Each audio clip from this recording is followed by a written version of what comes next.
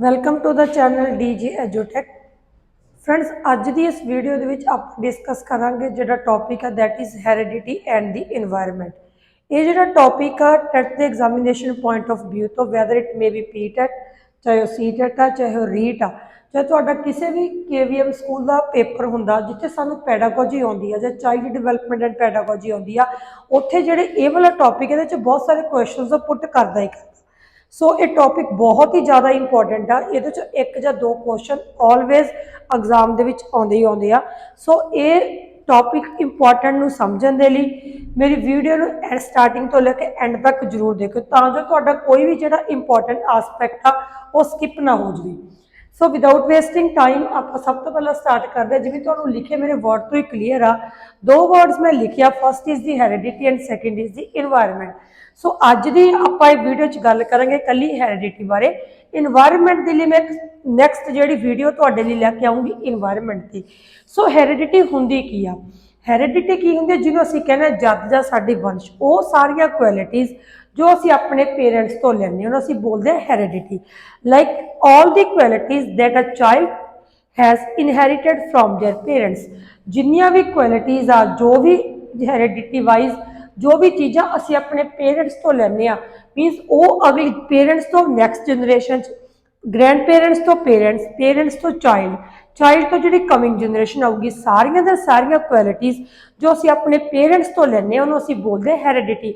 मतलब जो भी बच्चा अपने पेरेंट तो इनहेरिट करता जिथे साडे कोल वर्ड इनहेरिट आ जाए वो साडा आ जाता वा हेरिडिटी। मतलब कोई भी क्वालिटी आ जो बच्चा अपने माँ बाप तो इनहेरिट करूगा तो असीं उहनूं की बोलांगे that is called as the heredity. असीं उहनूं हेरिडिटी के नाम के नाल की आ डोनेट करांगे। उस तो नैक्सट आउंदा कहना जिहड़ी हेरिडिटी आ जिवें चाइल्ड की डिवेलपमेंट है चाइल्ड की डिवेलपमेंट 50% रोल जिहड़ा हेरिडिटी का हुंदा ते जिहड़ा 50% रोल साडी डिवेलपमेंट डिवेलपमेंट का हुंदा। मतलब child that is a combination of the heredity and the environment. So मतलब हेरिडिटी भी साडी जिहड़ी 50% डिवेलपमेंट बहुत इंपॉर्टेंट अपना रोल किया प्ले करती है। सो नैक्सट वो कहना heredity provides the basic reason for the development के लिए जिहड़ी साडी हेरिडिटी एक बेसिक रीजन प्रोवाइड करती है। जिवें साडी डिवेलपमेंट के लिए सानू इन्वायरमेंट की नसैसिटी हुंदी है सेम सानू डिवेलपमेंट के लिए सानू हेरिडिटी की की हुंदी है बहुत ज़्यादा नसैसिटी हुंदी है। मतलब हेरिडिटी भी साडी डिवेलपमेंट के अपना बहुत इंपॉर्टेंट रोल प्ले करती है। मतलब जो भी क्वालिटीज़ साडे पिछों ते आउंदियां वो क्वालिटीज़ अगे नूं जांदियां तो उन्हां क्वालिटीज़ का भी बच्चे की डिवेलपमेंट बहुत ही की हुंदा इंपॉर्टेंट रोल प्ले करती है। सो जो चलो डेफिनेशन वाइज पूछूगा भी हेरिडिटी हुंदी की आ।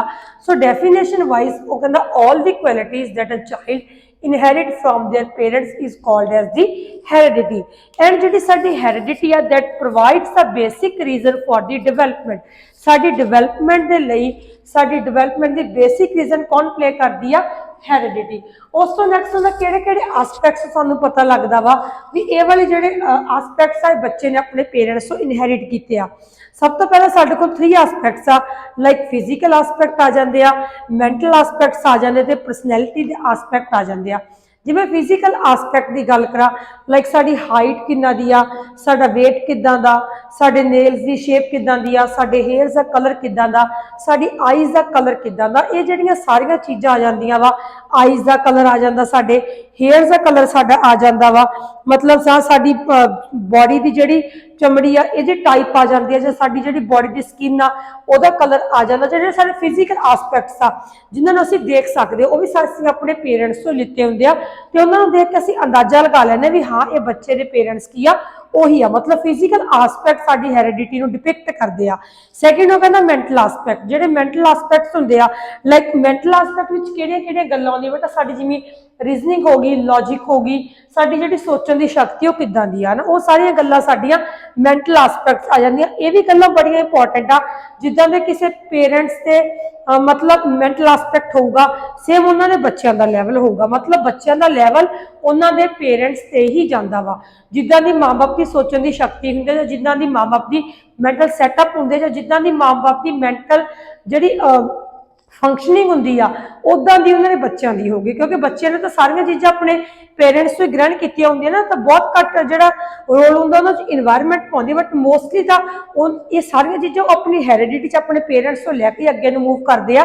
ਸੋ ਮੈਂਟਲ ਐਸਪੈਕਟ ਵੀ ਅਸੀਂ ਕਿਸੇ ਨੂੰ ਦੇਖ ਸਕਦੇ ਹਾਂ ਵੀ ਇਹਦੇ ਪੇਰੈਂਟਸ ਕੌਣ ਹੋਣਗੇ ਜਾਂ ਕਿਹੜੀਆਂ ਕੁਆਲਿਟੀਜ਼ ਆ ਜਿਹੜੇ ਸਾਨੂੰ ਦੱਸ ਦਿਨ, ਲਾਈਕ ਸਾਡੇ ਸੋਚਣ ਦੀ ਸ਼ਕਤੀ ਹੋਗੀ, मतलब साडी डिसीजन मेकिंग भी ये ही आ जाती है, असीं किद्दां किसी चीज़ नूं देख के फैसला लैंदे आ, वो भी साडी मैंटल एस्पेक्ट च। अगला कहना परसनैलिटी, परसनैलिटी का भी सानूं देख के असीं अंदाजा लगा ही लैंदे आ भी साडा सुभाऽ किद्दां दा वा, जां साडा इंटरस्ट, एरिया ऑफ इंटरस्ट किहड़ा वा, मतलब जां साडी जिहड़ा क्यूरियोसिटी किहड़ियां चीज़ां वाली साइड नूं आ, साडा बिहेवियर आ जांदा, साडा इंटरस्ट आ जांदा, साडी क्यूरियोसिटी आ जांदी आ।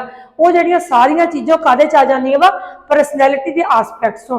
बंदे दी फिजिकल आसपैक्ट देख के, ओदी हेयर्स दी कलर, आईज दा कलर, ओदी स्किन दा कलर, ओदी बॉडी दी शेप देख के असीं अंदाजा लगा लैंदे भी इहदे जिहड़े पेरेंट्स ओह किहड़े होणगे।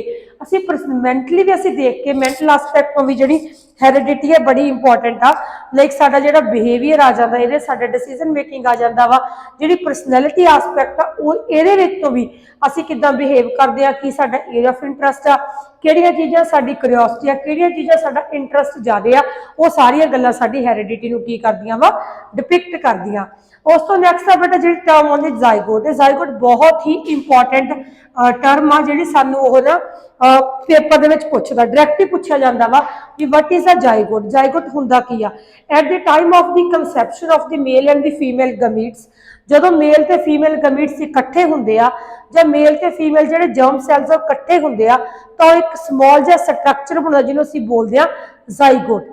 मेल ते फीमेल के यूनीयन तो जो एक स्ट्रक्चर बनता, वो स्ट्रक्चर की हुंदा वा, वो जायगोट हुंदा वा।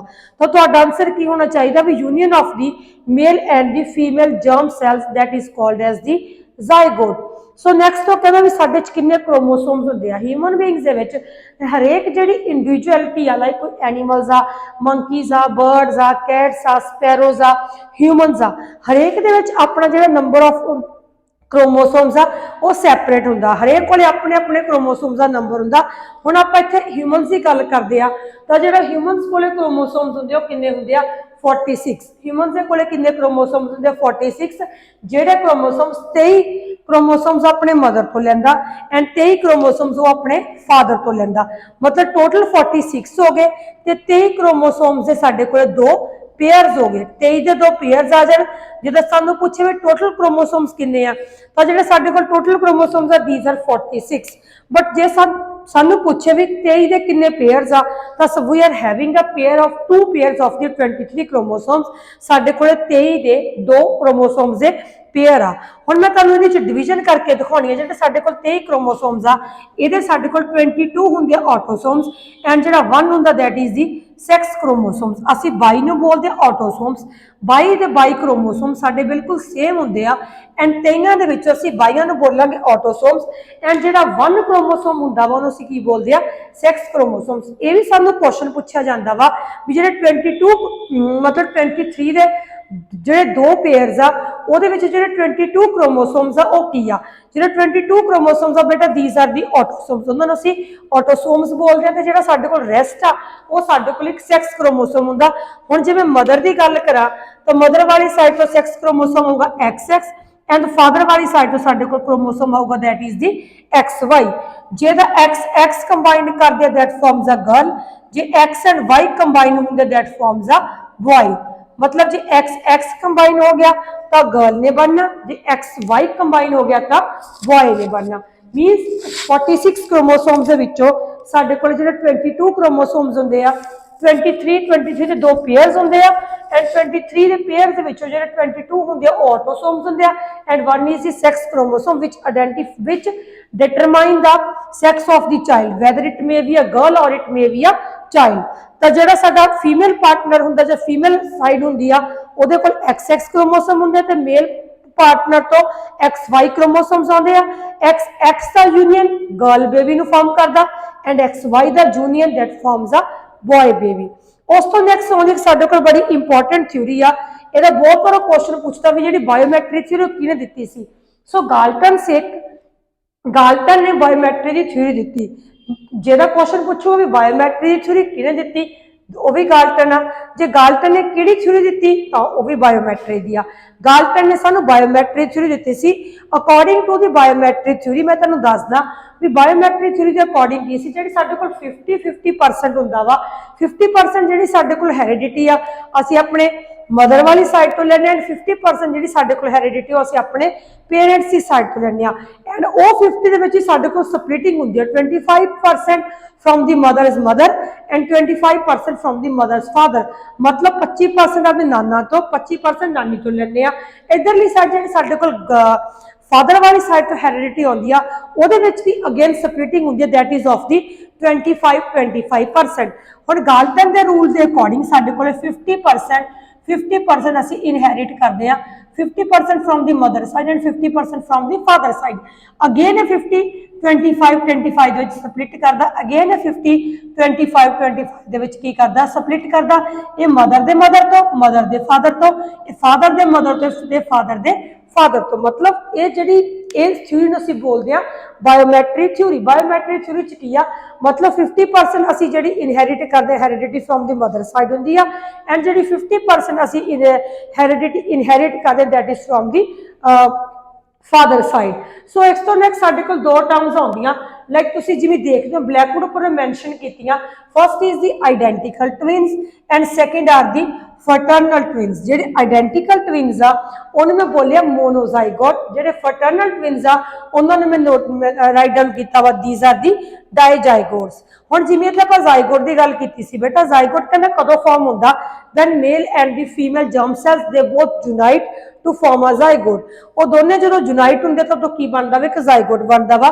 ਹੁਣ ਆਇਡੈਂਟੀਕਲ ਟਵਿਨਸ ਕੀ ਹੁੰਦੇ ਆ, ਆਇਡੈਂਟੀਕਲ ਟਵਿਨਸ ਬੇਟਾ ਸਿੰਗਲ ਜ਼ਾਈਗੋਟ ਤੋਂ ਬਣਦੇ ਆ। ਆਇਡੈਂਟੀਕਲ ਟਵਿਨਸ ਕਿੱਥੋਂ ਬਣਦੇ ਆ, ਆਇਡੈਂਟੀਕਲ ਟਵਿਨਸ ਸਿੰਗਲ ਜ਼ਾਈਗੋਟ ਤੋਂ ਬਣਦੇ ਆ। ਮਤਲਬ ਜ਼ਾਈਗੋਟ ਸਪਲਿਟ ਨਹੀਂ ਕਰਦਾ ਇਨਟੂ ਦੀ ਟੂ, ਮਤਲਬ ਸੇਮ ਜ਼ਾਈਗੋਟ ਜਦੋਂ ਸਪਲਿਟ ਕਰੂਗਾ ਉਹ ਸੇਮ ਹੀ ਦੋ ਦੇ ਵਿੱਚ ਸਪਲਿਟ ਕਰ ਜੂਗਾ, ਮਤਲਬ ਦੋ ਜ਼ਾਈਗੋਟ ਫਾਰਮ ਨਹੀਂ ਹੋਣਗੇ। ਮੇਰੇ ਕਹਿਣ ਦਾ ਮਤਲਬ ਕਿ ਸਿੰਗਲ ਜ਼ਾਈਗੋਟ ਹੀ ਫਾਰਮ ਹੋਊਗਾ, ਐਂਡ ਉਹੀ ਸਿੰਗਲ ਜ਼ਾਈਗੋਟ ਜਦੋਂ ਦੋ ਦੇ ਵਿੱਚ ਸਪਲਿਟ ਕਰ ਜੂਗਾ that is called as the identical twins ਔਰ ਦੀ ਮੋਨੋਜ਼ਾਈਗੋਟਸ। ਇਹ ਬੱਚੇ ਜਿਹੜੇ ਆਇਡੈਂਟੀਕਲ ਟਵਿਨਸ ਹੁੰਦੇ ਆ ਬਿਲਕੁਲ ਇੱਕ ਦੂਜੇ ਦੇ ਵਾਂਗ ਸੇਮ ਹੁੰਦੇ ਆ। ਇਹਨਾਂ ਨੂੰ ਅਸੀਂ ਦੇਖ ਕੇ ਵੀ ਅੰਦਾਜ਼ਾ ਨਹੀਂ ਲਗਾ ਸਕਦੇ ਵੀ ਕਿਹੜਾ ਬੱਚਾ ਕਿਹੜਾ ਤੇ ਕਿਹੜਾ ਬੱਚਾ ਕਿਹੜਾ। ਇਹਨਾਂ ਦੇ ਸਾਰੇ ਫੀਚਰਸ, ਇਹਨਾਂ ਦਾ ਬਿਹੇਵੀਅਰ, ਇਹਨਾਂ ਦੀ physical aspect, mental aspect, personality ਦੇ ਆਸਪੈਕਟ ਤੋਂ ਇਹ ਬੱਚੇ ਬਿਲਕੁਲ ਇੱਕ ਦੂਜੇ ਦਾ ਨਾਲ ਰਿਜ਼ੈਂਬਲ ਕਰਨਗੇ ਐਂਡ ਬਿਲਕੁਲ ਇੱਕ ਦੂਜੇ ਦੇ ਵਾਂਗ ਹੀ ਹੁੰਦੇ ਆ, ਮਤਲਬ ਇੱਕ ਦੂਜੇ ਤੋਂ ਸੈਪਰੇਟ ਇਹ ਨਹੀਂ ਹੁੰਦੇ। ਸੋ ਨੈਕਸਟ ਜਿਹੜਾ ਸਾਡੇ ਕੋਲ these R the fraternal twins. ਫਰਟਰਨਲ twins ਕਿਹੜੇ ਹੁੰਦੇ, ਜਿਹੜੇ ਸਿੰਗਲ ਜ਼ਾਈਗੋਟ ਤੋਂ ਨਹੀਂ ਬਣਦੇ। ਇਸ ਕੰਡੀਸ਼ਨ ਦੇ ਵਿੱਚ ਦੋ ਜ਼ਾਈਗੋਟ ਬਣ ਜਾਂਦੇ ਆ, ਮਤਲਬ ਸਿੰਗਲ ਜ਼ਾਈਗੋਟ ਫਾਰਮ ਨਹੀਂ ਹੁੰਦਾ ਤਾਂ ਇਸ ਕੰਡੀਸ਼ਨ ਵਿੱਚ ਦੋ ਜ਼ਾਈਗੋਟ ਬਣਦੇ ਆ, ਤਾਂ ਕਰਕੇ ਅਸੀਂ ਇਹਨਾਂ ਨੂੰ ਬੋਲਿਆ ਦੀਜ਼ ਆਰ ਦੀ ਡਾਈਜ਼ਾਈਗੋਟਸ। ਐਂਡ ਇਹ ਬੱਚੇ ਹਮੇਸ਼ਾ ਇੱਕ ਦੂਜੇ ਤੋਂ ਬਿਲਕੁਲ ਸੈਪਰੇਟ ਹੋਣਗੇ, ਇਹਨਾਂ ਦਾ ਕੋਈ ਵੀ ਆਸਪੈਕਟ ਦੂਜੇ ਦੇ ਨਾਲ ਮੈਚ ਨਹੀਂ ਖਾਂਦਾ ਹੁੰਦਾ। ਹਾਂ ਬਸ਼ਰਤੇ ਮਾੜਾ ਮੋਟਾ ਇੱਕ ਦੂਜੇ ਦੇ ਨਾਲ match ਖਾਗਾ because these R the twins, but mostly ਇਹਨਾਂ ਦਾ ਜਿਹੜਾ ਕੋਈ ਵੀ ਆਸਪੈਕਟ ਹੁੰਦਾ ਵਾ ਉਹ ਇੱਕ ਦੂਜੇ ਦੇ ਨਾਲ ਮੈਚ ਨਹੀਂ ਖਾਂਦਾ ਹੁੰਦਾ। ਠੀਕ ਆ, ਜਾਂ ਤਾਂ ਮੋਸਟਲੀ ਦੋ ਗਰਲਸ ਹੁੰਦੀਆਂ ਵਾ ਜਾਂ ਮੋਸਟਲੀ ਦੋ ਕੀ ਹੁੰਦੇ ਆ, ਬॉयਜ਼ ਹੁੰਦੇ ਆ, ਜਿਹੜੇ ਅਸੀਂ ਮਤਲਬ ਡਾਈਜ਼ਾਈਗੋਟ ਦੀ ਗੱਲ ਕਰਦੇ ਆ। ਹੁਣ ਜੇ ਤੁਹਾਨੂੰ ਟੈਟ ਦੇ ਐਗਜ਼ਾਮੀਨੇਸ਼ਨ ਵਿਊ ਆਫ ਪੁਆਇੰਟ ਤੋਂ ਪੁੱਛੂਗਾ ਵੀ ਆਇਡੈਂਟੀਕਲ ਟਵਿਨਸ ਕਿਹੜੇ ਹੁੰਦੇ ਆ ਜਾਂ ਆਇਡੈਂਟੀਕਲ ਟਵਿਨਸ ਕਿੱਥੋਂ ਬਣਦੇ ਆ, they are formed from the single zygote. ਸਿੱਧੀ ਜੀ ਟਰਮ ਇਹਦੀ ਵੀ identical twins they are formed from the single zygote, and ਜਿਹੜੇ ਫਰਟਰਨਲ ਟਵਿਨਸ ਆ these are from the dizygote, ਮਤਲਬ ਆਇਡੈਂਟੀਕਲ ਸਿੰਗਲ ਜ਼ਾਈਗੋਟ ਤੋਂ ਬਣਨਗੇ ਤੇ ਜਿਹੜੇ ਫਰਟਰਨਲ ਟਵਿਨਸ ਆ ਉਹ ਸਾਡੇ ਡਾਈਜ਼ਾਈਗੋਟ ਤੋਂ ਬਣਨਗੇ। ਹੁਣ ਇਸ ਟੌਪਿਕ ਦੇ ਵਿੱਚ ਆਪਾਂ ਬੇਟਾ ਪੂਰਾ ਹੈਰੀਡਿਟੀ ਨੂੰ ਜਸਟ ਇੱਕ ਬਰੀਫ ਆਊਟਲਾਈਨ ਦਿੱਤੀ ਆ ਵੀ ਹੈਰੀਡਿਟੀ ਹੁੰਦੀ ਕੀ ਆ, ਉਹਦੇ ਕਿਹੜੇ ਕਿਹੜੇ ਆਸਪੈਕਟਸ ਆ, ਜ਼ਾਈਗੋਟ ਹੁੰਦਾ ਕੀ ਆ, ਬਾਇਓਮੈਟਰੀ ਥਿਊਰੀ ਸਾਨੂੰ ਕਿਹਨੇ ਦਿੱਤੀ ਆ, ਆਇਡੈਂਟੀਕਲ ਤੇ ਫਰਟਰਨਲ ਟਵਿਨ ਸਾਨੂੰ ਮਤਲਬ ਇਹ ਟਾਈਪਸ ਹੁੰਦੀਆਂ ਕੀ ਆ, ਇਹ ਮੋਨੋਜ਼ਾਈਗੋਟ ਆ ਜਾਂਦੇ ਆ, ਫਰਟਰਨਲ ਸਾਡੇ ਡਾਈਜ਼ਾਈਗੋਟ ਆ ਜਾਂਦੇ ਆ। ਸੋ ਨੈਕਸਟ ਜਿਹੜੀ ਮੈਂ ਵੀਡੀਓ ਤੁਹਾਡੇ ਲਈ ਲੈ ਕੇ ਆਉਂਗੀ ਉਹਦੇ 'ਚ ਮੈਂ ਸਾਰੀ ਇਨਵਾਇਰਨਮੈਂਟ ਦੀ ਗੱਲ ਕਰੂੰਗੀ ਵੀ ਇਨਵਾਇਰਨਮੈਂਟ ਹੁੰਦਾ ਕੀ ਆ, ਐਂਡ ਉਸ ਤੋਂ ਨੈਕਸਟ ਵਾਲੀ 'ਚ ਫਿਰ ਆਪਾਂ ਟੌਪਿਕ ਨੂੰ ਡਿਟੇਲ 'ਚ ਸਟਾਰਟ ਕਰਾਂਗੇ ਵੀ ਹੈਰੀਡਿਟੀ ਦੇ ਇਨਵਾਇਰਨਮੈਂਟ ਨਾਲ ਰਿਲੇਟਡ ਕਿਹੜੀਆਂ ਚੀਜ਼ਾਂ ਨੇ ਸਾਨੂੰ ਟੈਟ ਦੇ ਐਗਜ਼ਾਮੀਨੇਸ਼ਨ ਪੁਆਇੰਟ ਆਫ ਵਿਊ ਤੋਂ ਪੁੱਛੀ ਹੋਈ ਆ। ਸੋ ਇਸ ਟੌਪਿਕ ਨੂੰ ਡੀਪ ਅੰਡਰਸਟੈਂਡ ਕਰਨ ਦੇ ਲਈ ਜਾਂ ਟੈਟ ਦੇ ਪੁਆਇੰਟ ਆਫ ਵਿਊ ਤੋਂ ਸਮਝਣ ਦੇ ਲਈ ਵੀਡੀਓ ਨੂੰ ਸਟਾਰਟਿੰਗ ਤੋਂ ਲੈ ਕੇ ਐਂਡ ਤੱਕ ਜਰੂਰ ਵਾਚ ਕਰੋ ਤਾਂ ਜੋ ਤੁਹਾਨੂੰ ਕੋਈ ਵੀ ਕਨਸੈਪਟ ਆ ਜਿਹੜਾ ਨਹੀਂ ਕਲੀਅਰ ਨਾ ਹੋਵੇ। ਫਿਰ ਵੀ ਤੁਹਾਨੂੰ ਜੇ ਕੋਈ ਕੁਐਰੀ ਆਉਂਦੀ ਤਾਂ ਮੈਨੂੰ ਕਮੈਂਟ ਬਾਕਸ ਦੇ ਵਿੱਚ ਡ੍ਰੌਪ ਕਰ ਦਿਓ ਆਪਣਾ ਕਮੈਂਟ, ਤੇ ਮੈਂ ਤੁਹਾਡੀ ਕੁਐਰੀ ਮਤਲਬ ਤੁਹਾਨੂੰ ਜਵਾਬ ਦਊਂਗੀ, ਉਹਦਾ ਆਨਸਰ ਤੁਹਾਨੂੰ ਕਲੀਅਰ ਕਰਨ ਦੀ ਕੋਸ਼ਿਸ਼ ਕਰੂੰਗੀ। ਜਦ ਤੱਕ ਆਪਾਂ ਨੈਕਸਟ ਵੀਡੀਓ ਨਹੀਂ ਲੈ ਕੇ ਬੇਟਾ, ਤਦ ਤੱਕ ਦੇ ਲਈ ਬਾਏ ਬਾਏ।